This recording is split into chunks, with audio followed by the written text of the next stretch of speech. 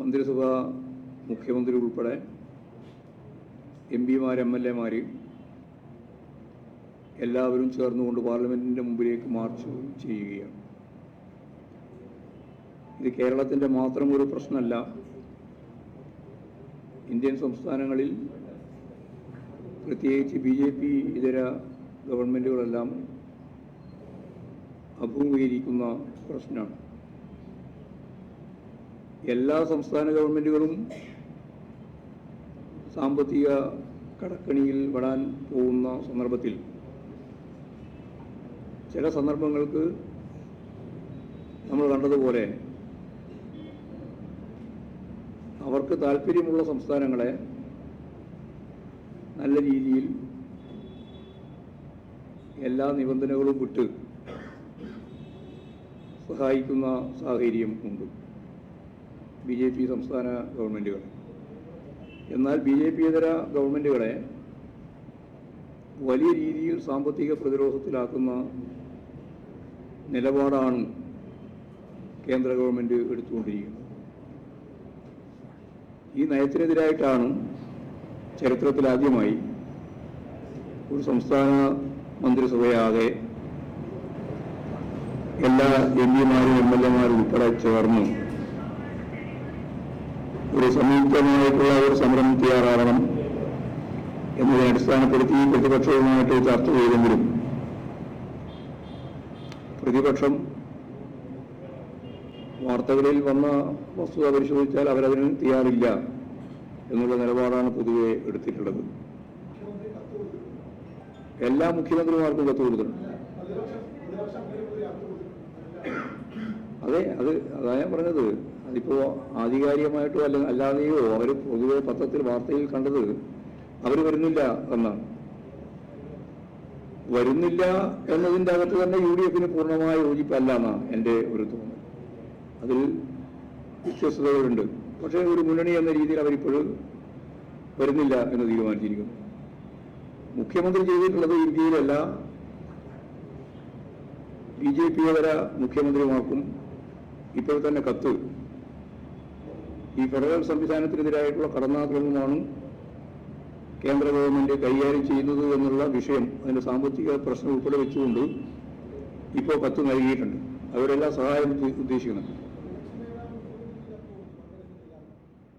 അത് നേരത്തെ കൊടുക്കുന്നതിന് മുമ്പേ പത്രത്തിലെല്ലാം വന്നിട്ടുണ്ട്. നിങ്ങൾ വാർത്ത എന്ന രീതിയിൽ അതൊക്കെ കൊടുത്തിട്ടുണ്ട്. പക്ഷേ അത് കേരളത്തോട് കാണിക്കുന്ന ഏറ്റവും വലിയ ഒരു വെല്ലുവിളിയാണ് പ്രതിപക്ഷം. ഇതിപ്പോൾ കേരളത്തിലെ ഗവൺമെൻറ് എന്ന് പറയുന്ന അർത്ഥം കേരളത്തിലെ ജനങ്ങൾക്ക് നൽകേണ്ടുന്ന ആനുകൂല്യങ്ങളല്ലേ നൽകാൻ സാധിക്കാതിരിക്കുന്നത്.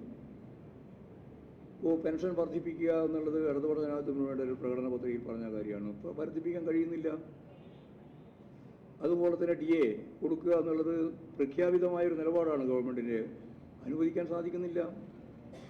ഇതെല്ലാം എന്തുകൊണ്ടാണ് എന്നുള്ളതിന് കൃത്യമായ ഉത്തരമായി കേന്ദ്ര ഗവൺമെൻറ് കേരളത്തിന് നൽകേണ്ടുന്ന കൃത്യമായിട്ടുള്ള വിഹിതം അതിന് അവകാശപ്പെട്ടതാണ്. ആ അവകാശപ്പെട്ട വിഹിതം തരുന്നില്ല. അത് കൃത്യമായിട്ട് പറഞ്ഞു കഴിഞ്ഞാണ് 64,000 കോടി രൂപ കുടിശ്ശിക ഉൾപ്പെടെ തരാൻ ബാക്കിയാണ്. അത് വെച്ചുകൊണ്ടുള്ള അതിശക്തിയായിട്ടൊരു സമരത്തിലേക്കാണ് ജനങ്ങളെ അണിനിരത്തിക്കൊണ്ട് കേരളത്തിലാകെയും മറ്റ് പ്രതിപക്ഷ ഗവൺമെൻറ്റുകളുടെ പ്രതിനിധികൾ ഉൾപ്പെടെ ചേർത്തുകൊണ്ട് ഡൽഹിയിലും കേരളത്തെ ആകെ ജനാധിപത്യ സംവിധാനത്തിൻ്റെ ഭാഗമായിട്ട് പ്രതിപക്ഷം ഉൾപ്പെടെ പോകണം എന്നായിരുന്നു തീരുമാനിച്ചതെങ്കിലും അതിനിപ്പോഴും നിങ്ങൾ തന്നെ പറഞ്ഞതുപോലെ അങ്ങനെയൊരു യോജിച്ച സമരത്തിന് രാഷ്ട്രീയ കാരണങ്ങൾ കൊണ്ട് ഞങ്ങൾക്കാവില്ല എന്നാണ് കൃത്യമായ പച്ച മലയാളം. രാഷ്ട്രീയ കാരണങ്ങൾ കൊണ്ട് ഞങ്ങൾക്ക് യോജിച്ച് മുന്നോട്ടേക്ക് വരാനാവുന്നില്ല. അപ്പോൾ ജനങ്ങളുടെ പ്രശ്നമല്ല, നിങ്ങളുടെ രാഷ്ട്രീയമായ ഉന്നാണ്. ഇതാണ് പ്രതിപക്ഷ കേരളത്തിൻ്റെ ഒരു പൊതുചിത്രം. അപ്പോൾ ജനങ്ങളോടൊപ്പം നിൽക്കാൻ അവർക്കാവുന്നില്ല എന്നുള്ള കാര്യം വളരെ വ്യക്തതയോടുകൂടി അവർക്ക് പരസ്യമായിട്ട് പറയേണ്ടി വന്നിരിക്കുന്നു എന്നുള്ളതാണ് കാര്യം. രണ്ടാമത്തെ പ്രശ്നം, ഇന്ത്യയുടെ മതനിരപേക്ഷ പാരമ്പര്യത്തിന് കടുത്ത തിരച്ചടി ഏൽപ്പിച്ചുകൊണ്ട് പഴയ കാലത്ത് ഏറ്റവും വലിയ ചർച്ച നടത്തിയ ഒന്നാണ് ബാബറി മസ്ജിദ് തകർക്കപ്പെട്ടത്. രാജ്യത്തെ ജനതയെ ഭിന്നിപ്പിക്കുന്നതിന് വേണ്ടി ആ ലക്ഷ്യം വെച്ചുകൊണ്ട് ബ്രിട്ടീഷുകാർ ഉയർത്തിക്കൊണ്ടുവന്നതാണ് ക്ഷേത്രം പൊളിച്ച് പള്ളിയുണ്ടാക്കുക എന്നത്. ജനങ്ങൾ രണ്ടായിട്ട് ചേരി തിരിക്കാൻ വേണ്ടി നടത്തിയിട്ടുള്ള ശ്രമമാണ്.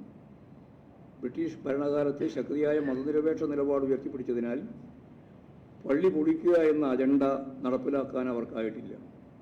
എന്നാൽ പിന്നീട് നമ്മുടെ രാജ്യത്ത് ബ്രിട്ടീഷുകാർ ചെയ്തതുപോലെ തന്നെ ഇവിടെ ചേരിതിരിവ് ഉണ്ടാക്കുന്നതിന് വേണ്ടി അധികാരത്തിലിരിക്കുന്ന വിഭാഗം, അന്ന് അധികാരത്തിലിരിക്കുന്നത് നമുക്കെല്ലാം അറിയുന്നത് പോലെ നരസിംഹറാവു ഗവൺമെൻറ്റായിരുന്നു. അവരും ഇപ്പോഴും വളരെ പ്രകോപനപരമായ രീതിയിൽ ആ അജണ്ട ഹിന്ദുത്വ അജണ്ടയുമായിട്ട് കൂട്ടിച്ചേർത്തുകൊണ്ട് BJP മതനിരപേക്ഷതക്കെതിരായിട്ടുള്ള അതിശക്തിയായിട്ടുള്ള കടന്നാക്രമണം എന്ന രീതിയിൽ ഇപ്പോഴും തുടർന്നു പോവുകയാണ്. വിശ്വാസത്തെ രാഷ്ട്രീയവൽക്കരിക്കുക എന്ന വർഗീയ സമീപനമാണ് ഇത്തരമൊരു നിലപാടിലൂടെ രാജ്യം കാണുന്നത്. എല്ലാ മതവിശ്വാസികൾക്കും അവരുടെ വിശ്വാസങ്ങൾക്കനുസരിച്ച് പ്രവർത്തിക്കാനുള്ള, പ്രചരിപ്പിക്കാനുള്ള അവകാശം ഉണ്ടാവണം എന്നത് ശരിയായ മതനിരപേക്ഷ കാഴ്ചപ്പാടാണ്. അതിനു പകരം വിശ്വാസത്തിൻ്റെ പേരിൽ അമ്പല നിർമ്മാണവും യഥാർത്ഥത്തിൽ രാഷ്ട്രീയവൽക്കരണത്തിൻ്റെ ഒരു ഉപകരണമായിട്ട് ഉപയോഗിച്ചുകൊണ്ടിരിക്കുന്നു എന്നുള്ളതാണ് നമ്മുടെ മുമ്പിലുള്ള ചിത്രം. നേരത്തെ വ്യക്തമാക്കിയതുപോലെ പൂർത്തിയാവാത്ത രാമക്ഷേത്രമാണ് യഥാർത്ഥത്തിൽ ഇപ്പോഴും ഉദ്ഘാടനം ചെയ്യാൻ പോകുന്നത്. ഒരു രാഷ്ട്രീയമായിട്ട് മുൻകൈ നേടുന്നതിന് വേണ്ടി അടുത്ത പാർലമെൻറ്റ് തെരഞ്ഞെടുപ്പിൽ ഉപയോഗിക്കാനുള്ളൊരു ഇന്ധനം പോലെയാണ് ഈ രാമക്ഷേത്രത്തെ അവർ കൈകാര്യം ചെയ്യുന്നത്. ആ നിലപാടിനെ ഒരു തരത്തിലും നമുക്ക് അംഗീകരിക്കാൻ സാധിക്കുന്നതല്ല. പിന്നെ ക്ഷേത്രം ഉദ്ഘാടനം ചെയ്യുന്നത് ആചാരങ്ങൾക്കും വിശ്വാസങ്ങൾക്കും എതിരാണെന്ന നിലപാടാണ് ശങ്കരാചാര്യന്മാർ, ഇന്ത്യയിലെ ഏറ്റവും പ്രധാനപ്പെട്ട, അവരാണല്ലോ ആശയ മേഖലയിലുള്ള ഏറ്റവും പ്രധാനപ്പെട്ട വ്യക്തികൾ. ആ ശങ്കരാചാര്യർ ഇപ്പോൾ സ്വീകരിച്ചിട്ടുള്ള നിലപാട് ഇത് ആചാരത്തിന് നിരക്കുന്നതല്ല, വിശ്വാസ പ്രമാണങ്ങൾക്കും യോജിച്ചതല്ല എന്നുള്ളതാണ്. എന്ന് പറഞ്ഞാൽ വിശ്വാസികൾ തന്നെ എതിരായിട്ടും രാഷ്ട്രീയ ലക്ഷ്യത്തിനു വേണ്ടി തന്നെയാണ് ഇത് ഉപയോഗിക്കുന്നത് എന്ന ഭാഗം പാർലമെന്റ് തെരഞ്ഞെടുപ്പിൻ്റെ ഭാഗമായിട്ടുള്ള വിശ്വാസികളെ അണിനിരത്താനുള്ളൊരു പ്രവർത്തനം രാഷ്ട്രീയമായിട്ട് സംഘടിപ്പിക്കുകയാണ് എന്നുള്ള കാര്യം അവരും അതേപോലെ തന്നെ സൂചിപ്പിച്ചിരിക്കുന്നു എന്നുള്ളതാണ് കാണാനാവുക. അതുകൊണ്ട് ഞാൻ നേരത്തെ എല്ലാം വ്യക്തമാക്കിയതുപോലെ വിശ്വാസികളുടെ വിശ്വാസ പ്രമാണങ്ങൾക്ക് ഞങ്ങൾ ഒരു കാലത്തും എതിരായിട്ട് നിലനിൽക്കുന്ന ഒരു നിലപാട് സ്വീകരിക്കുന്നില്ല. മോദി ഇപ്പോൾ ഗുരുവായൂർ സന്ദർശിക്കുകയുണ്ടായി. ആ മോഡിയുടെ ഗുരുവായൂർ സന്ദർശനത്തിൻ്റെ ചരിത്രം പരിശോധിച്ച് നോക്കിയാൽ ഗുരുവായൂർ നടന്ന സമരങ്ങൾ നമുക്കറിയാലോ. കേളപ്പനും അതിനോടൊപ്പം കൃഷ്ണപ്പള്ളിയും AKGയും എല്ലാം ചേർന്ന് നടത്തിയിട്ടുള്ള വലിയ മൃഗീയമായ മർദ്ദന സംവിധാനങ്ങൾക്ക് വിധേയപ്പെട്ട നേതാക്കന്മാരായിരുന്നില്ല അവരെല്ലാം. ഇടതുപക്ഷ പ്രസ്ഥാനത്തിൻ്റെ ഭാഗമായിട്ട് നിൽക്കുമ്പോൾ തന്നെ വലിയ കടന്നാക്രമങ്ങളാണ് ക്ഷേത്ര പ്രവേശനത്തിന് വേണ്ടി ഗുരുവായൂർ ഉൾപ്പെടെ യഥാർത്ഥത്തിൽ നേരിടേണ്ടി വന്നിട്ടുള്ളത്. അതിൻ്റെ എല്ലാം ഫലം കൂടിയാണ് ഇപ്പോൾ ഇതുപോലുള്ള സന്ദർശനം നടത്താൻ സാധിക്കുന്ന സാഹചര്യം തന്നെ ഉണ്ടായിട്ടുള്ളത് എന്ന കാര്യം നമുക്ക് അറിയാം. എല്ലാ ഹിന്ദു വിഭാഗങ്ങൾക്കും ക്ഷേത്രപ്രവേശനം എന്നത് ഇപ്പോഴും RSS പൂർണ്ണമായിട്ട് അംഗീകരിച്ച് തുടങ്ങിയിട്ടില്ല. ചാതുർവർണ്ണയ വ്യവസ്ഥയുടെ ഏറ്റവും പ്രധാനപ്പെട്ട വക്താക്കളായിട്ടാണ് ഇപ്പോഴും അവർ അറിയുന്നത്.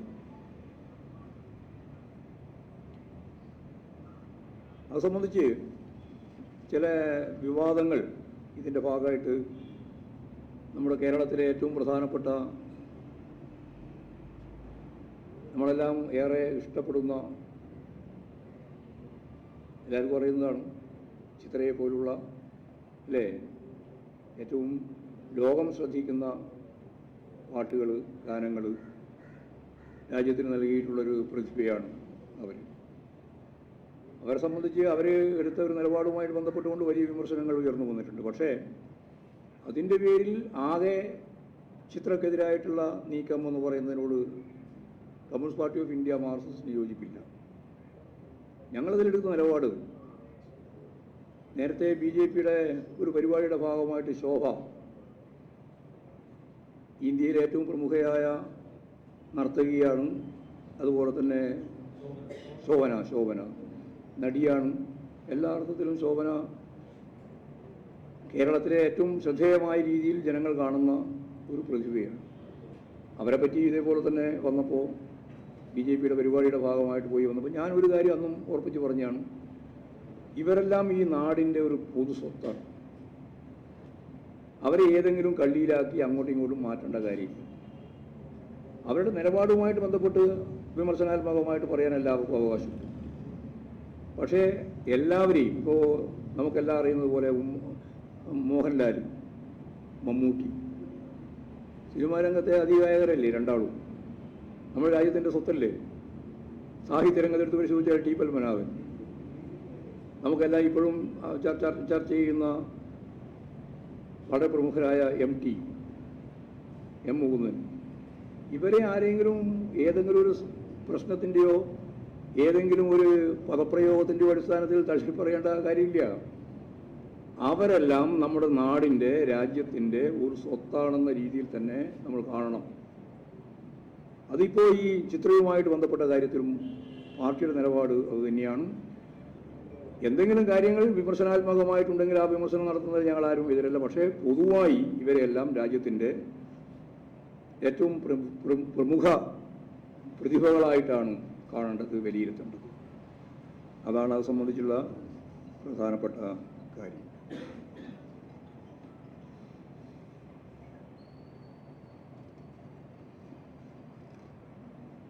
പിന്നീടുള്ള ഒരു പ്രധാനപ്പെട്ട കാര്യം, ഇപ്പോൾ വാർത്താ മാധ്യമങ്ങളെല്ലാം എങ്ങനെയാണ് മുഖ്യമന്ത്രിയെ തന്നെ എക്സലോജിക്കിൻ്റെ പേരിൽ പ്രതിക്കൂട്ടിൽ നിർത്താനാവുക എന്ന കാര്യം ഇപ്പോഴും ചർച്ച ചെയ്തുകൊണ്ടിരിക്കുകയാണ്. ഓരോന്നോരോന്നായിട്ട് പുറത്തു വരികയാണ്. ഇപ്പോൾ ഇന്നത്തെ പത്രം നിങ്ങളെല്ലാം കണ്ടിട്ടുണ്ടാവും. ഒരു പത്രം മുഖ്യമന്ത്രിയുടെ ഫോട്ടോ തന്നെ വെച്ച് പ്രസിദ്ധീകരിച്ചു. അതിൽ ഫോട്ടോ മാത്രമേ വസ്തുതാപരമായിട്ടുള്ളൂ, ബാക്കിയൊന്നും വസ്തുതാപരമല്ല. ഫോട്ടോ പിണറായിൻ്റെ ഫോട്ടോ തന്നെയാണ്. ബാക്കിയെല്ലാം എന്താ എഴുതിയിട്ടുള്ളതെന്ന് സൂക്ഷ്മമായി പരിശോധിച്ച് നോക്കിയാൽ മനസ്സിലാകുമല്ലോ. രാഷ്ട്രീയമായിട്ട് കമ്മ്യൂണിസ്റ്റ് പാർട്ടി ഓഫ് ഇന്ത്യ മാർക്സിസ്റ്റിനെയും ഇടതുപക്ഷ മുന്നണി ഗവൺമെൻറ്റിനെയും പരിസ്ഥിതിക്കുന്നതിന് വേണ്ടിയുള്ള ബോധപൂർവമായ രാഷ്ട്രീയമായ നീക്കമാണ്. ആ നീക്കമാണ് എന്ന് ഞാൻ മുമ്പ് തന്നെ പറഞ്ഞിട്ടുണ്ട്. ഞങ്ങൾ പൊതുവേ ആ കാര്യം വിശദീകരിക്കുകയും ചെയ്തിട്ടുണ്ട്. ഇപ്പോഴും പറഞ്ഞത് അത് തന്നെയാണ്. അതിൻ്റെ ഭാഗമായിട്ടുള്ള കേസിനെ സംബന്ധിച്ചൊന്നും ഞാനിപ്പോൾ കടക്കാൻ ഉദ്ദേശിക്കുന്നില്ല. അതിന് കാര്യമില്ല. അതെല്ലാം രാഷ്ട്രീയ പ്രേരിതമായിട്ട് ഇനി ഓരോ ദിവസവും വരുന്ന ഇലക്ഷൻ വരെ, എപ്പോഴാണോ ഇലക്ഷൻ തീരുന്നത് അതുവരെ ഇങ്ങനെയുള്ള നിരവധി കാര്യങ്ങൾ ഇനിയും വന്നുകൊണ്ടേ ഇരിക്കും. അതാണ് അത് സംബന്ധിച്ച് പറയാനുള്ള കാര്യം. അതേപോലെ തന്നെ അതിലൊരു കാര്യം, ഈ KSIDCയുമായിട്ട് ബന്ധപ്പെട്ട നിക്ഷേപം സംബന്ധിച്ച് അതൊക്കെയാണ് കൂട്ടി കണക്കാക്കാൻ. അങ്ങനെയാണല്ലോ മുഖ്യമന്ത്രിയുടെ ഫോട്ടോ തന്നെ വെക്കുന്നത്. ഈ KSIDC നിക്ഷേപം CMRL കമ്പനിയുമായിട്ട് ബന്ധപ്പെട്ട് നിക്ഷേപിച്ചത്, അതിൻ്റെ ചർച്ച തീരുമാനമെല്ലാം ഉണ്ടായത് 1991 മുതൽ 95 ആണ് അതിൻ്റെ ഓഹരി അവസാനം വാങ്ങുന്നത്. കൊല്ലത്തിൻ്റെ പ്രത്യേകതയെ ഞാൻ പറയുന്നുള്ളൂ. 91 അതിൻ്റെ ചർച്ച ആരംഭിച്ച് 95 ഓഹരി വാങ്ങിയത്. കേരളത്തിലെ 75ഓളം കമ്പനികളിൽ ഇത്തരം നിക്ഷേപമുണ്ട്. 75-ലധികം കമ്പനികളിൽ ഇത്തരം നിക്ഷേപങ്ങളുണ്ട്. അതെ, KSIDC. ആ നിക്ഷേപത്തിന് നേരത്തെ തന്നെ ഇതുമായിട്ട് ബന്ധപ്പെട്ട് പരിശോധിച്ചാൽ, CMRLുമായിട്ട് ബന്ധപ്പെട്ട് പരിശോധിച്ചാൽ 4.5 കോടി ഡിവിഡൻഡായിട്ട് ലഭിച്ചിട്ടുണ്ട്. 4.5 കോടി ഡിവിഡൻഡായിട്ട് ഇതിനകം തന്നെ ലഭിച്ചിട്ടുണ്ട്. അത് കിട്ടിയിട്ടുണ്ട്. 95 ഞാൻ പറഞ്ഞില്ലേ, 95 നിക്ഷേപിച്ചത്. അതുമാത്രമല്ല, അന്നത്തെ തുക മൂല്യം വർദ്ധിച്ച് എത്രയോ ഇരട്ടിയായിട്ട് രൂപപ്പെടുകയും ചെയ്തിട്ടുണ്ട്. എത്രയോ ഇരട്ടിയായിട്ട് വർദ്ധിച്ചിട്ടുണ്ട് അതിൻ്റെ മൂല്യം. ആ പറഞ്ഞ തുകയുണ്ടല്ലോ, നിക്ഷേപിച്ച തുകയുടെ മൂല്യം ഇന്നത്തെ ബലിയുമായി തട്ടിച്ചു നോക്കിയ വലിയ രീതിയിൽ വർദ്ധിച്ചിട്ടുണ്ട്. അപ്പോൾ നിയമപരമായിട്ട് ചെയ്ത നടപടികൾക്കെതിരെ അന്വേഷണം നടത്തി ഒരു പുകമറ സൃഷ്ടിച്ച് മുഖ്യമന്ത്രിയിലേക്ക് എത്താനുള്ള വഴി ഇതാണ് എന്ന് പ്രചരിപ്പിക്കുന്നത് വളരെ വളരെ തെറ്റായ ഒരു നിലപാടാണ്. ഇത് തെരഞ്ഞെടുപ്പിൻ്റെ കേളിക്കുട്ട് എന്ന രീതിയിലുള്ള പ്രചരണത്തിന് മാത്രമാണ് അവരുദ്ദേശിക്കുന്നത് എന്ന് പറയാനാണ് ഞാൻ ഇത്രയും കാര്യങ്ങൾ പറഞ്ഞത്. അപ്പോൾ യഥാർത്ഥത്തിൽ നമുക്ക് ഇത്തരത്തിലുള്ള വാർത്തകളും വിശകലനങ്ങളും വിശദീകരണങ്ങളും ഫോട്ടോകളും എല്ലാം ഇനിയും തെരഞ്ഞെടുപ്പിൻ്റെ രാഷ്ട്രീയ പശ്ചാത്തലം വെച്ചുകൊണ്ട് നന്നായിട്ട് വരാൻ തന്നെയാണ് സാധ്യത എന്ന് പി ജയരാജൻ നമ്മുടെ മന്ത്രി പറഞ്ഞതുപോലെ ഇനി എന്തെല്ലാമാണ് വരാൻ പോകുന്നത് എന്ന് രാജീവിൻ്റെ പേരും കൂടി വെച്ചുകൊണ്ട് ബാങ്കിൻ്റെ സ്റ്റേറ്റ്മെൻറ്റുമായിട്ട് ബന്ധപ്പെട്ട സന്ദർഭത്തിൽ അതിൽ വളരെ വലിയൊരു പ്രശ്നം കരുവണ്ണൂർ കേസിലെ ഒന്നാം പ്രതി എന്ന് പറയുന്നത് ഒന്നാമത്തെ പ്രതിയാണ് മാപ്പുസാക്ഷിയായത്. അത് വിചിത്രമായൊരു സംഭവമല്ലേ? ഒന്നാം പ്രതി തന്നെ മാപ്പുസാക്ഷിയാകുക, എന്നിട്ട് ആ സാക്ഷി പറയുന്നത് എന്ന് പറഞ്ഞുകൊണ്ട് മാപ്പുസാക്ഷി പറയുന്നത് എന്ന് പറഞ്ഞുകൊണ്ട് അവർക്കിഷ്ടം പോലെ കാര്യങ്ങൾ തീരുമാനിച്ചു പോകുന്ന സമീപനം സ്വീകരിക്കുക. ഇതെല്ലാവർക്കും നന്നായിട്ട് മനസ്സിലാക്കാൻ സാധിക്കുന്ന കാര്യമാണ്. അതുകൊണ്ടാണ് ബഹുമാനപ്പെട്ട രാജീവൻ മന്ത്രി പറഞ്ഞത് ഇതിങ്ങനെ ഓരോന്നോരോന്നായിട്ട് രാഷ്ട്രീയ ഉദ്ദേശത്തോടുകൂടി ഒന്നാം പ്രതിയെ തന്നെ മാപ്പുസാക്ഷിയാക്കി. ഇത് മുമ്പ് മറ്റേ സ്വർണ്ണ കേസിൻ്റെ അകത്തും ഇത് തന്നെയാണ് ഉണ്ടായിരുന്നത്. ശരിയായ ഒന്നാം പ്രതിയെ അതിൻ്റെ മാപ്പുസാക്ഷിയാക്കി രൂപപ്പെടുത്താനുള്ള ശ്രമമാണ് അവർ നടത്തിയിട്ടുള്ളത്. സ്വപ്ന സുരേഷിൻ്റെ കാര്യം അങ്ങനെയാണ്. അപ്പം ഇത് രാഷ്ട്രീയ ലക്ഷ്യം വെച്ചുകൊണ്ട് കാര്യങ്ങൾ കൈകാര്യം ചെയ്തു പോകുന്ന നിലയാണെന്നുള്ള വ്യക്തത ജനങ്ങൾക്ക് ലഭിക്കത്തക്ക രീതിയിലുള്ള ഓരോന്നും കൊണ്ട് കൊണ്ടിരിക്കുന്നത് എന്നുള്ളതാണ്. കാര്യങ്ങൾ കൈകാര്യം ചെയ്തു പോകുന്ന നിലയാണെന്നുള്ള വ്യക്തത ജനങ്ങൾക്ക് ലഭിക്കത്തക്ക രീതിയിലുള്ള ഓരോന്നും കൊണ്ട് കാര്യങ്ങൾ കൈകാര്യം ചെയ്തു പോകുന്ന നിലയാണെന്നുള്ള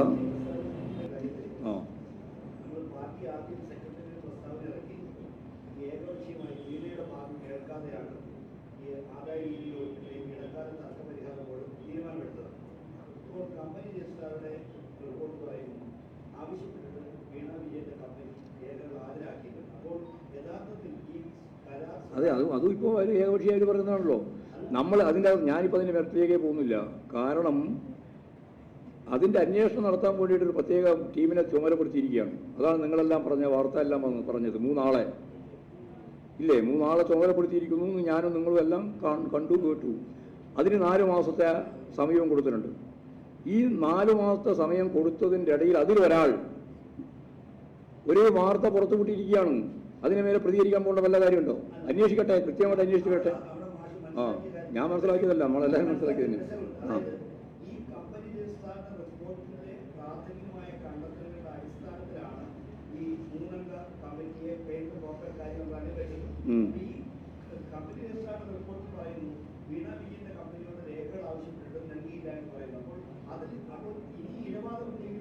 അല്ല, അതിലും നമ്മൾ പറയാൻ പറ്റില്ല. അവരെന്താ എന്ത് നിലപാടാ അവരെടുത്തുകൊണ്ടിരിക്കുന്ന നിലപാടെന്താ ചെയ്ത് ഇതുവരെ? ഈ കമ്പനി എന്നൊക്കെ പറഞ്ഞിട്ട് നിങ്ങൾ എടുത്തിട്ടുള്ള തർക്ക പരിഹാര ബോർഡിൻ്റെ മുമ്പിലാണല്ലോ ഈ പ്രശ്നമുള്ളത്.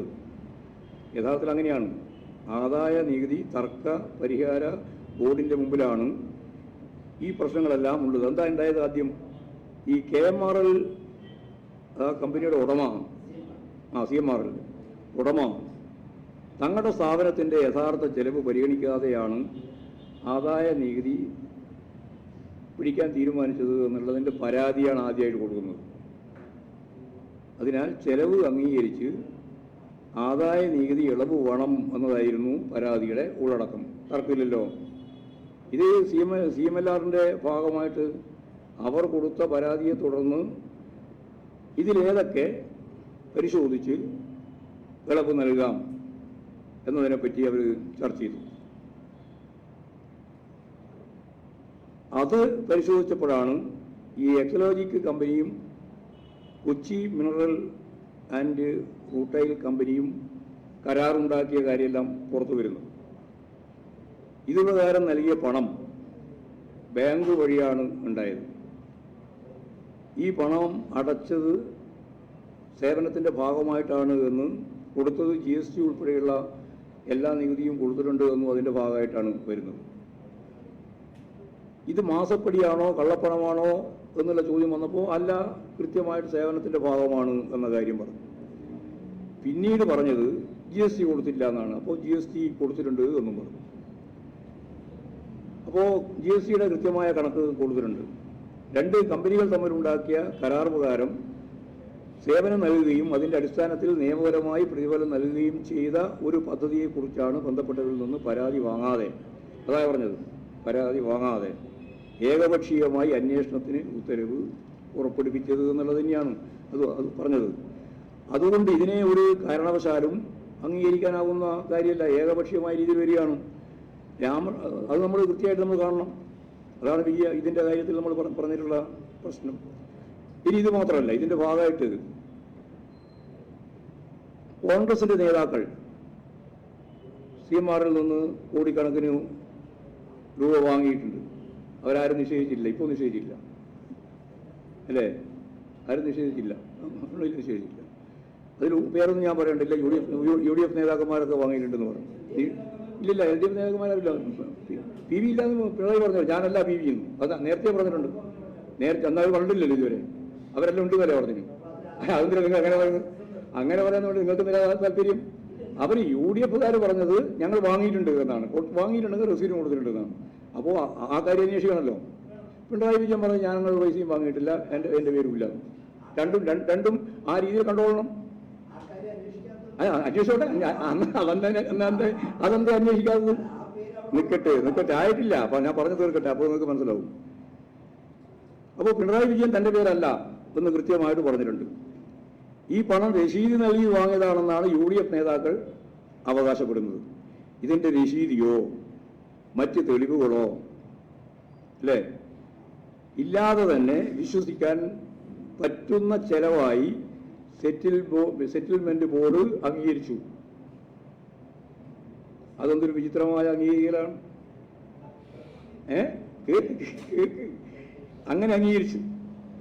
ഇതിൻ്റെ രശീതിയോ എന്തോ കാര്യമെന്നോ എങ്ങനെയാണ് കൊടുത്തതെന്നോ ഒന്നും തന്നെ അന്വേഷിച്ചിട്ടില്ല. അന്വേഷിക്കാണ്ട് തന്നെ ഈ സെറ്റിൽമെന്റ് ബോർഡ് ആ കാര്യം മുഴുവൻ അംഗീകരിച്ച് അതിനടിസ്ഥാനപ്പെടുത്തിയുള്ള നികുതി ഇളവ് അനുവദിക്കുകയും ചെയ്തു. അതേസമയം നിയമപ്രകാരം GST കൊടുത്ത ബാങ്ക് മുഖേന കൈകാര്യം ചെയ്യപ്പെട്ട 2 കമ്പനികൾ അവർ തമ്മിലുള്ള കരാറ് അതിൻ്റെ പേര് പറഞ്ഞുകൊണ്ടാണ് ഈ കോലാഹലം മുഴുവൻ 1.72 പേരും പറഞ്ഞിട്ട് ഇപ്പോൾ നടത്തിക്കൊണ്ടിരിക്കുന്നത്. UDF നേതാക്കൾക്ക് കൊടുത്ത പണം മാത്രമല്ല കണക്കിൽ ഉൾപ്പെടുത്തപ്പെട്ടത്. അതിനു പുറമെ അമ്പലങ്ങൾക്ക് 171 കോടി എന്ത് രസീതിന്റെ അടിസ്ഥാനപ്പെടുത്തിയില്ല പരിശോധിക്കുന്നുണ്ടോ? അതന്നെ CMR എന്നല്ലേ ഈ പറഞ്ഞുകൊണ്ടിരിക്കുന്ന മുഴുവൻ. 171 കോടി. മാധ്യമങ്ങൾക്ക് 16 കോടി. അതന്വേഷിക്കണം, 16 കോടി. അതുപോലെ തന്നെ മറ്റ് ചെലവുകൾക്ക് 39 കോടി. ഈ തുകയുടെ 70% ആദായ ഇളവ് നൽകിക്കഴിഞ്ഞു. അതിനെപ്പറ്റി ഒന്നും അല്ല, അത് പരിശോധിക്കേണ്ടതാണ്. എങ്ങനെയല്ല കൊടുത്തെന്നുള്ളത് പരിശോധിക്കട്ടെ. ഇതെല്ലാം പുറത്തു വന്ന വിവരങ്ങളാണല്ലോ, ഞാൻ കണ്ടതല്ല. ഇതെല്ലാം പുറത്തു വന്ന് ഞാൻ പറഞ്ഞ വിവരങ്ങളാണ് എന്ന് പറഞ്ഞാൽ നമ്മളെല്ലാം മുമ്പിൽ വന്ന വിവരങ്ങളാണ്. അപ്പോൾ ഇവക്ക് ഇളവ് നൽകിക്കഴിഞ്ഞു. ഇത്രയും സംഖ്യക്ക് ഞാൻ നേരത്തെ പറഞ്ഞതുപോലെ നികുതി ഇളവ് നൽകുന്നുണ്ട്. ഇതിനൊന്നും വ്യക്തമായ തെളിവില്ലല്ലോ. ഞങ്ങൾ പറഞ്ഞ പോലെ ഏതാണെന്നുള്ളതിന് വ്യക്തമായ തെളിവില്ലല്ലോ. തെളിവില്ലെങ്കിലും ഇതെല്ലാം അംഗീകരിക്കപ്പെടുന്നുണ്ട്. പിന്നെ തെളിവിൽ ഉള്ള കാര്യമാണ് അംഗീകരിക്കപ്പെടാതിരിക്കുന്നത്. അതെന്തേ കാര്യം? അത് പിണറായി വിജയന്റെ മകളുടെ പേരുള്ളത് കൊണ്ടാണ് എന്നിപ്പോൾ പകൽ വെളിച്ചം പോലെ വ്യക്തമാക്കപ്പെട്ടിട്ടുണ്ട്. ഇവർക്ക് ഇളവ് നൽകുകയും വീണയുടെ നിയമപരമായി ഉണ്ടാക്കിയ കരാർ മാത്രം പ്രശ്നമാണെന്ന് പറയുന്ന ഒരു നിലയിലേക്ക് എത്തുകയും ചെയ്യുന്നു എന്നുള്ളതാണ് കൃത്യമായിട്ടുള്ള അവസ്ഥ.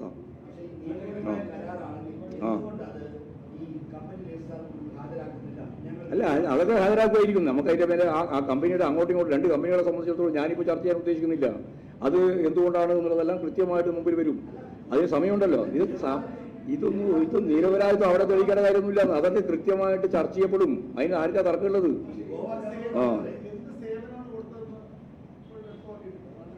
എന്താ സേവനം എന്നുള്ളത് വ്യക്തമായിക്കോട്ടെ. ഇപ്പോൾ സേവനം വ്യക്തമാക്കട്ടെ, ഞാനല്ലോ അവർ വ്യക്തമാക്കും.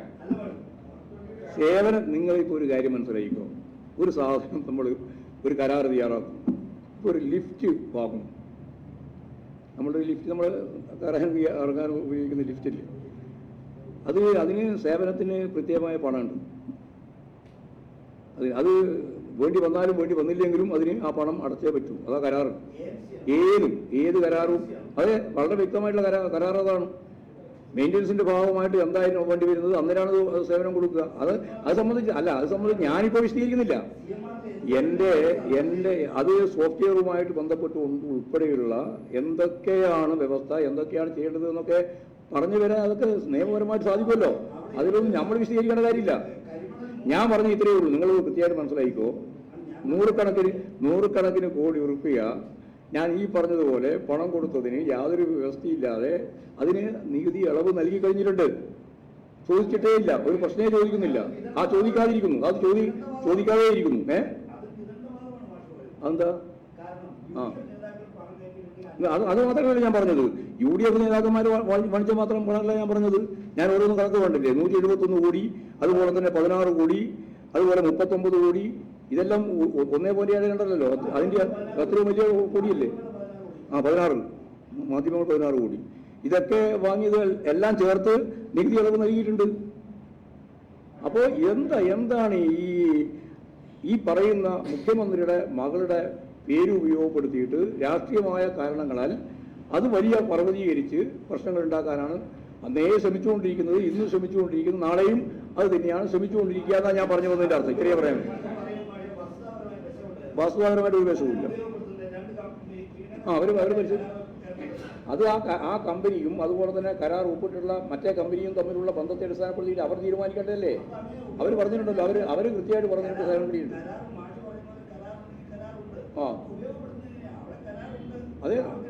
അത് ആ കമ്പനിയല്ലേ തീരുമാനിക്കേണ്ടത്. എങ്ങനെയാണ് ഉപയോഗപ്പെടുത്തിയിട്ടുള്ളത്, എങ്ങനെയാണ് ഉപയോഗിക്കേണ്ടത് എന്നൊക്കെ തീരുമാനിച്ചത്. നമ്മുടെ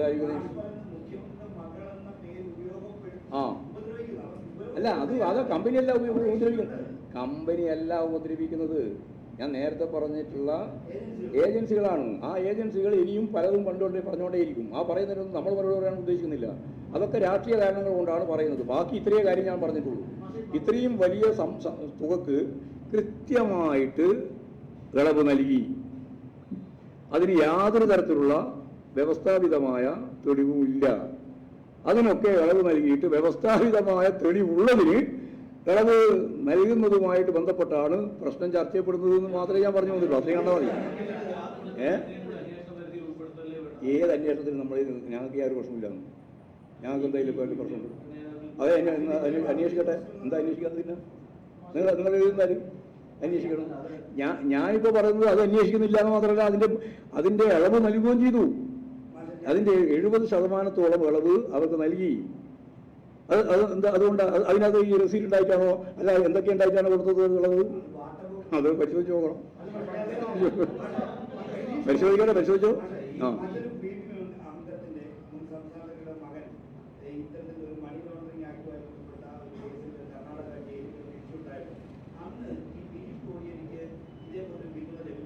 അല്ല, അത് രണ്ടാണ്. 2000 നമ്മൾ കണ്ടാൽ മതി. ബിനീഷ് കോടിയേരിൻ്റെ കേസിൻ്റെ അകത്ത് പാർട്ടി പറഞ്ഞത്, കോടിയേരി തന്നെ ജീവിച്ചിരിക്കുമ്പോഴാണല്ലോ, കോടിയേരി തന്നെ പറഞ്ഞത് എൻ്റെ മകൻ എന്ന രീതിയിൽ ഒരു ആനുകൂല്യവും പാർട്ടി എന്ന രീതിയിലോ ഞാനെന്ന രീതിയിലോ കൊടുക്കാൻ ഉദ്ദേശിക്കുന്നില്ല. അത് അദ്ദേഹം തന്നെ കൈകാര്യം ചെയ്യുമെന്നുള്ള തുറന്ന മനസ്സോടുകൂടിയുള്ള നിലപാടാണ് അന്ന് എടുത്തത്. അത് വേറെ ഒരു കേസിൻ്റെ ഭാഗമാണ്. ഇത് രണ്ടാണെന്ന് നേരത്തെ അത് സ്റ്റേറ്റ്മെന്റ് ഇറക്കാനുള്ള വസ്തുതാപരമായിട്ട് ഞാൻ ചൂണ്ടിക്കാണിക്കുന്നത് മാത്രമേ ഉള്ളൂ. നമുക്കെന്ത് സ്റ്റേറ്റ്മെന്റ് ഇറക്കേണ്ട കാര്യം? ആർക്ക്? നിങ്ങളിതെല്ലാം എന്തിനു വേണ്ടിയിട്ടാണ് കെട്ടിപ്പോക്കുന്നത്? അത് പറഞ്ഞാൽ അതിന് മറുപടിയായി. അല്ല, പതേക്ക് എന്തിനു വേണ്ടിയിട്ടാണ് ഈ വാർത്ത ഇന്നിപ്പോൾ ഒരു പത്രത്തിൻ്റെ അകത്ത് ഫ്രണ്ട് പേജിൽ തന്നെ ഫോട്ടോ ഉൾപ്പെടെ കൊടുത്തിട്ട് ഈ കാര്യങ്ങൾ അവതരിപ്പിക്കുന്നത് എന്തിനു വേണ്ടിയിട്ടാണ്? പിണറായി വിജയനെയും ഇടതുപക്ഷ പ്രസ്ഥാനത്തെയും ഗവൺമെന്റിനെയും അപഹസിക്കാൻ വേണ്ടിയിട്ടല്ലേ? അപ്പോൾ സ്വാഭാവികമായിട്ടും ഞാൻ നേരത്തെ പറഞ്ഞത് ഇത് രാഷ്ട്രീയമായ ഉന്നം വെച്ചുകൊണ്ടുള്ള ഫലപ്രദമായ നിങ്ങളുടെ ഇടപെടലാണ്. ആ ഇടപെടലിനെ പ്രതിരോധിക്കേണ്ടുന്ന ബാധ്യത നമുക്ക് പാർട്ടി എന്ന രീതിയിലും ഗവൺമെന്റ് എന്ന രീതിയിലുണ്ട്. അത്രയേ ഉള്ളൂ.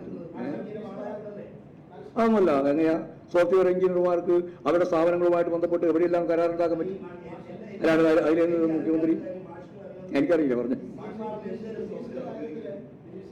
അതൊക്കെ എന്നോട് ചോദിച്ചാൽ എങ്ങനെ മനസ്സിലാകാം? നിങ്ങൾ അവിടെ പരിശോധിച്ച് നോക്ക്. നിങ്ങൾ വാർത്താ ശൃംഖലയുടെ വക്താക്കളല്ലേ, നിങ്ങൾ നോക്കും. ആ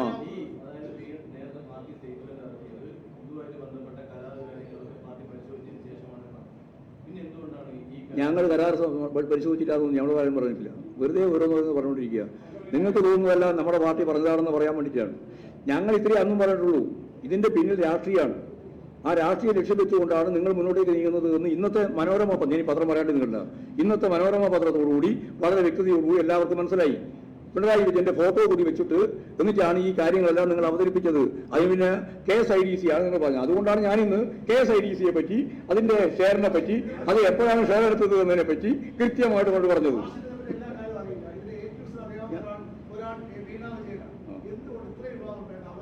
അവര് പറയേണ്ട സമയത്ത് അവര് പറയേണ്ട, ഞങ്ങളിപ്പോൾ അതിന്റെ മറുപടി പറയാനല്ലോ ഉദ്ദേശിക്കുന്നത്. ഞാൻ ഇപ്പോഴും മറുപടി പറയുന്നത് ഇത്ര മാത്രമേ ഉള്ളൂ. രാഷ്ട്രീയ പാർട്ടി എന്ന രീതിയിൽ CPIM-നെതിരായി മുഖ്യമന്ത്രിക്കെതിരായിട്ട് വന്ന കാര്യം വെച്ചുകൊണ്ട് അത് സംബന്ധിച്ച് മറുപടിയാണ് ഞാൻ പറഞ്ഞത്. അത്രയേ ഉള്ളൂ.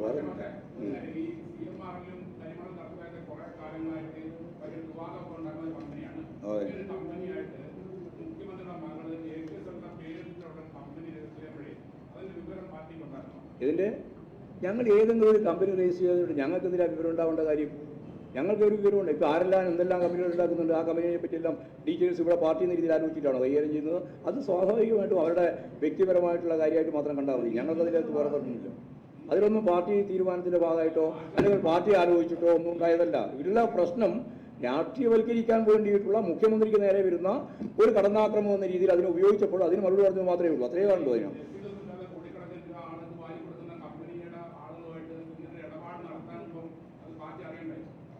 അതാ ഞാൻ പറഞ്ഞത്. നിങ്ങളിപ്പോൾ കോടിക്കണക്കിന് രൂപ വാങ്ങിയെന്ന് പറഞ്ഞ ആളുകളെ പറ്റിയൊന്നും നിങ്ങൾക്ക് പരാതിയില്ലല്ലോ. എന്തേ പരാതിയില്ലാതെ? അതെന്താ പരാതിയില്ലാതെന്ന് ഇതൊരു കാര്യമില്ല. മതസ്ഥാപനം ഉൾപ്പെടെ എല്ലാവരും കൊടുത്തിട്ടുണ്ടല്ലോ പണം, വാരിക്കോരി കൊടുത്തിട്ടുണ്ടല്ലോ. അല്ലല്ല, ഞാൻ പ്രതിപക്ഷ നേതാക്കന്മാരെ പറ്റി പറഞ്ഞു, UDF നേതാക്കന്മാരെ പറ്റി പറഞ്ഞു. നിങ്ങൾ എന്താ പറയാത്? എന്താ പറയാത്? അത് ഉണ്ടെന്ന് മാത്രം പറഞ്ഞാൽ പോരല്ലോ. അത് അവിടെ നിങ്ങൾ ശക്തിയായ രീതിയിൽ നിലപാട് സ്വീകരിക്കുന്നില്ലല്ലോ. ഇല്ല, ആലോചിക്കാൻ പറ്റില്ല. അത് പിണറായി ഇല്ല പറഞ്ഞല്ലോ. പിണറായി വിജയൻ അങ്ങനെ ഒരു പണം വാങ്ങിയിട്ടില്ല എന്ന് പച്ചയായിട്ട് ആ സ്റ്റേറ്റ്മെന്റ് വന്ന അന്നത്തെ ദിവസം തന്നെ വ്യക്തമാക്കി. എന്നാൽ ഞങ്ങളിത് വാങ്ങിയിട്ടുണ്ട് എന്ന് വ്യക്തമാക്കിയിട്ടുള്ള UDF നേതാക്കന്മാരോട് നിങ്ങൾക്ക് ചോദ്യമില്ലല്ലോ. ആരോട് നിങ്ങൾക്ക് ചോദ്യമില്ല.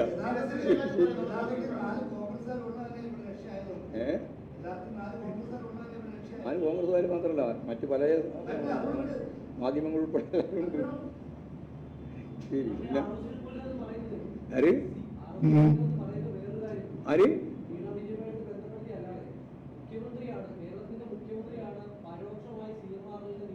അതല്ലേ ഇന്നത്തെ മനോരമ കൊടുത്ത പേജിൽ ഞാൻ പറഞ്ഞു. ആ വാർത്തയിൽ പിണറായി വിജയന്റെ ഫോട്ടോ മാത്രമാണ് വസ്തുത, ബാക്കിയെല്ലാം വസ്തുത വിരുദ്ധാണ്. അത് നേരത്തെ ആദ്യം പറഞ്ഞത് ഞാനത്. ആദ്യം പറഞ്ഞത് റിപ്പോർട്ട് നിങ്ങൾ ഉണ്ടാക്കുന്ന റിപ്പോർട്ടല്ലേ അത്? ഞാൻ നേരത്തെ പറഞ്ഞ പോലെയാണ്. ബാങ്കിന്റെ അതിലെ കേസിലെ ഒന്നാം പ്രതിയാണ് മാപ്പുസാക്ഷിയാകുന്നത്. ആ മാപ്പുസാക്ഷിയുടെ റിപ്പോർട്ടാണ് നിങ്ങൾ പറഞ്ഞുകൊണ്ടിരിക്കുന്നത്. അതുപോലെ ഈ റിപ്പോർട്ടിന്റെ അടിസ്ഥാനം ഇതെല്ലാം ആർക്കാ മനസ്സിലാവാത്തത്? നിങ്ങൾക്ക് മനസ്സിലാകുന്നില്ല എന്നുള്ളതാണ്. നിങ്ങൾക്കെല്ലാം മനസ്സിലാകുന്നുണ്ട്. നിങ്ങളൊക്കെ രാഷ്ട്രീയമായ നിലപാട് വെച്ചുകൊണ്ട് ഈ കാര്യങ്ങളൊക്കെ ഇങ്ങനെ പറഞ്ഞുകൊണ്ടിരിക്കുന്നത് മാത്രമേ ഉള്ളൂ. കോടിയേരി അങ്ങനെ പറഞ്ഞു. ഒരു കാര്യമില്ല. വീണയ്ക്ക് ഈ പാർട്ടിയുടെയോ അല്ലെങ്കിൽ മുഖ്യമന്ത്രിയുടെയോ ഒരു പരീക്ഷ ആവശ്യമില്ല. അതൊന്നും മനസ്സിലായില്ല. ഒരു പരീക്ഷന്റെ ആവശ്യമില്ല. ഞങ്ങൾ പരീക്ഷിക്കാനും പോകുന്നില്ല. ഞങ്ങളിവിടെ പറഞ്ഞത് ഇതിന്റെ പേരുപയോഗിച്ച് രാഷ്ട്രീയമായ കടന്നാക്രമണം നടത്തുകയാണ്. അതാ പ്രശ്നം. അതിനല്ലേ ഞങ്ങൾ എതിർക്കുന്നുള്ളൂ. ബാക്കി എന്താ കാര്യം? വേറെ പറയേണ്ട കാര്യമൊന്നുമില്ല. ശരിയായില്ലേ?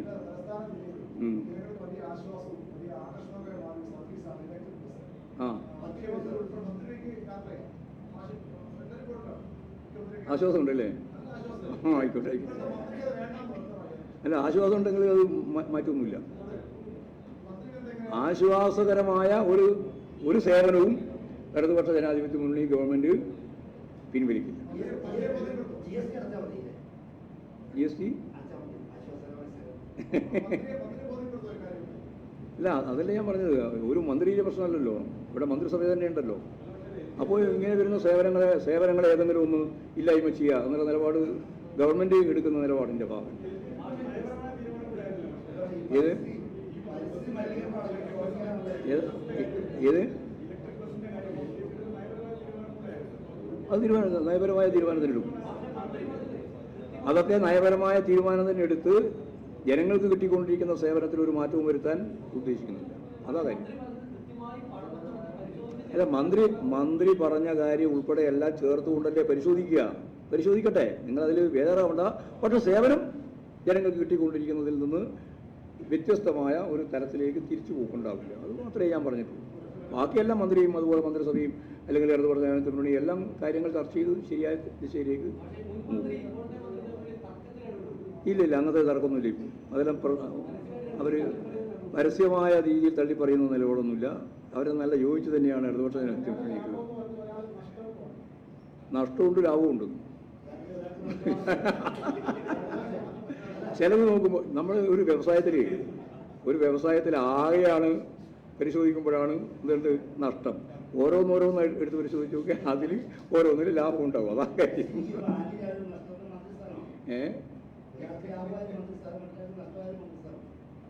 ഈ മന്ത്രിസ്ഥാനം ഇടതുപക്ഷ ജനാധിപത്യ മുന്നണി ഈ മന്ത്രിസ്ഥാനം വലിയ പ്രധാനപ്പെട്ടതും മന്ത്രിസ്ഥാനം ഇല്ലാതായാൽ പൂർണ്ണമായി ഇല്ലാതാവുന്നതും അല്ലല്ലോ. ഇതൊരു പ്രസ്ഥാനമല്ലേ, എല്ലാവർക്കും ഉണ്ട്.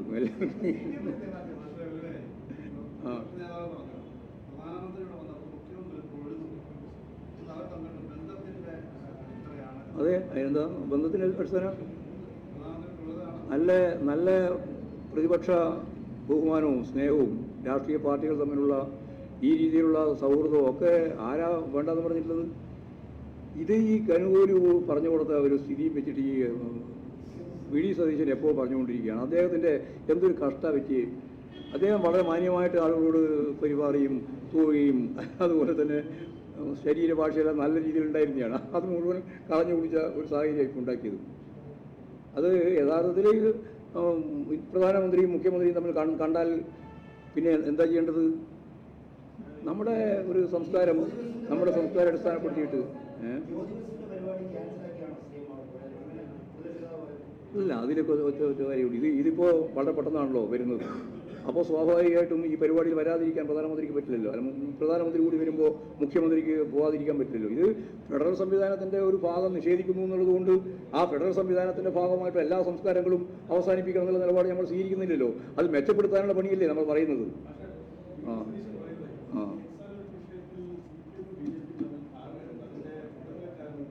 അത് ഏത് കാര്യത്തിലാണ് ധാരണ ഇല്ല എന്ന് പറഞ്ഞത്?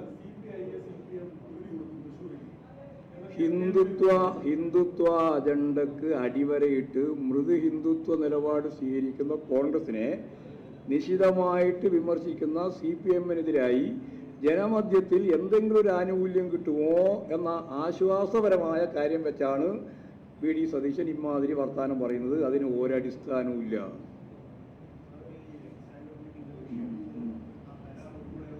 അത് വിട്ടോ നേരത്തെ പറഞ്ഞു കഴിഞ്ഞാൽ ശരി.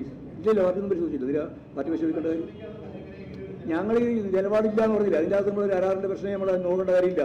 ഞങ്ങൾ നോക്കുന്നത് ഇതിൻ്റെ രാഷ്ട്രീയമായ കാര്യം മുഖ്യമന്ത്രിക്കെതിരായിട്ട് പാർട്ടിക്കെതിരായിട്ട് കടന്നാക്രമണത്തിൻ്റെ ഭാഗമായിട്ട് വരുന്ന വിഷയം മാത്രമേ നമ്മൾ ചർച്ച ചെയ്യുന്നുള്ളൂ. മറ്റു കാര്യങ്ങൾ നമ്മൾ ചർച്ച ചെയ്യേണ്ട കാര്യം എന്തേ ഉള്ളൂ. അത് ചർച്ച ചെയ്യേണ്ടത് ഞങ്ങളല്ല. ശരിയും കഴിഞ്ഞു. ഇത്രത്തോളം പരിശോധിച്ചു. അല്ല, പറഞ്ഞിടത്തോളം കാര്യം പരിശോധിച്ചതാണ്.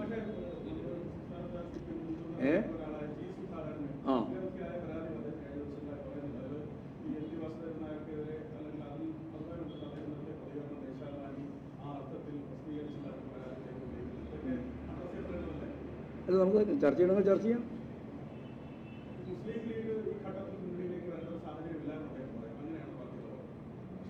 എങ്ങനെ അതിന് വളരെ കറക്റ്റല്ലേ. മുസ്ലിം ലീഗ് എങ്ങനെയാണ് ഇപ്പോൾ നമ്മുടെ മുമ്പിലേക്ക് അവർ UDF-ന്റെ പ്രധാനപ്പെട്ട കരുത്തായിട്ട് നിൽക്കുകയല്ലേ. അങ്ങനെയുള്ള ഒരു പാർട്ടിയെ സംബന്ധിച്ചിടത്തോളം CPM ഉൾപ്പെടെയുള്ള ഇടതുപക്ഷ ജനാധിപത്യത്തിനുള്ളിലേക്ക് വരണം എന്നാരെങ്കിലും പറയുമോ? അതിതിൻ്റെ ഇന്നത്തെ ഒരു അവസ്ഥ വെച്ചുകൊണ്ട് പറയുന്നതാണ്.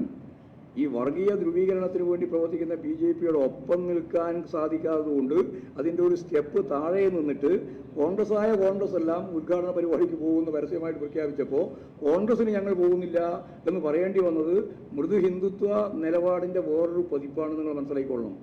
കോൺഗ്രസ് എല്ലാം പോയിക്കോട്ടെ, ഞങ്ങൾ പറയും, ഔദ്യോഗികമായിട്ട് പറയുന്നത് മാത്രമാണ് ഇപ്പോൾ പറഞ്ഞു വെച്ചിട്ടുള്ളത്. ഇപ്പോൾ കർണാടകത്തിലെ കോൺഗ്രസ്സുകാരെല്ലാം അങ്ങോട്ട് പോകാൻ പോവാണ്. യു പിന്ന് ഇപ്പോൾ തന്നെ പുറപ്പെട്ടു തുടങ്ങിയിട്ടുണ്ട്. അതുപോലെ തന്നെ ഹിമാചൽ പ്രദേശിലെ മുഖ്യമന്ത്രി സുഖു തന്നെ പറഞ്ഞു, ഞാൻ ക്ഷണിച്ചാലും ക്ഷണിച്ചില്ലെങ്കിലും ഇപ്പോൾ പറഞ്ഞിട്ടുണ്ടെങ്കിൽ പോകുന്നു. ഇതാണൊരു കോൺഗ്രസ് അഭിമുഖീകരിക്കുന്ന ഗുരുതരമായ പ്രതിസന്ധി.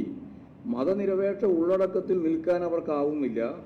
നിർബന്ധപൂർവം ഇടതുപക്ഷം ഉൾപ്പെടെ ശക്തിയായിട്ട് ആ ഒരു നിലപാടിന് വേണ്ടി വാദിച്ചപ്പോൾ അവർ ഞങ്ങൾ പോകുന്നില്ല എന്ന് നേതൃത്വം പറഞ്ഞെങ്കിലും അനുയായികൾ പോവാണ്. അതാണിപ്പോൾ ഹിന്ദി ബെൽറ്റിൽ കാണാൻ സാധിക്കുന്നത്, കർണാടകത്തിൽ പോലും കാണുന്നത് അതാണ്. അങ്ങനെയുള്ള ഒരു സാഹചര്യം വന്നാൽ എന്തായിരിക്കും എന്നുള്ളത് ഇപ്പോൾ പറയാൻ സാധിക്കില്ല. മൂർത്തമായ സാഹചര്യത്തിൽ മൂർത്തമായിട്ട് മാത്രമേ രാഷ്ട്രീയം കൈവരിക്കാൻ പറ്റൂ. ആർക്ക്? അല്ല, പഴയ ശക്തി ഉണ്ടോ ഇതൊന്നും നമ്മളിപ്പോൾ അളന്ന് നോക്കി വിശകലനം ചെയ്യേണ്ട കാര്യമില്ല.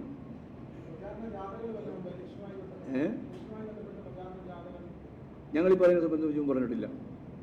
കാരണം ജാഥ ഇതിന് മുമ്പ് നടന്നിട്ടുണ്ട്. ഇനിയും ഇലക്ഷൻ്റെ സന്ദർഭം വരുമ്പോൾ നമുക്ക് ആലോചിക്കാം, ആവശ്യമാണെങ്കിൽ നടത്താമെന്ന് മാത്രമേ.